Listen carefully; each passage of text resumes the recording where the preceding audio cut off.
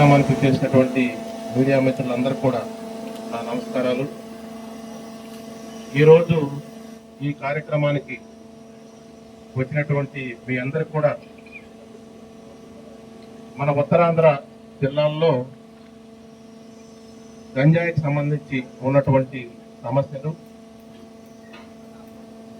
దాని తదుపరి పరిణామాల పైన ఒకసారి మనం మీకు అందరూ కూడా ఒకసారి వివరిస్తాను.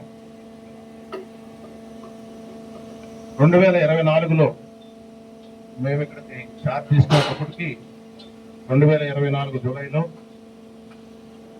అప్పటికి ఉత్తరాంధ్ర రాష్ట్రాల్లో ముఖ్యంగా ఏఎస్ఆర్ జిల్లాల్లో గంజాయి పంట పండించడం, మిగతా జిల్లాల ద్వారా మన రాష్ట్రంలోని మిగతా ప్రాంతాలకి ఇతర రాష్ట్రాలకు కూడా రవాణా అనేటువంటిది జరుగుతున్నటువంటి సందర్భం. ఆ సందర్భంలో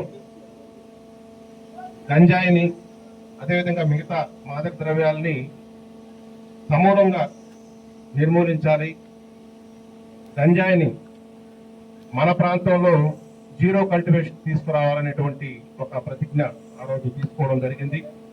2 సీజన్స్ లో 2024, 25, 25, 26 ఈ 2 సీజన్స్ అయ్యే లోపల మన ఏఎస్ఆర్ జిల్లాలో ఉన్నటువంటి గతంలో పండించే 11 మండలాల్లో ఈ గంజాయి సాగు అనేటువంటి దాన్ని పూర్తిగా నిర్మూలించాలని చెప్పి ఆ రోజు టార్గెట్ పెట్టుకోవడం జరిగింది.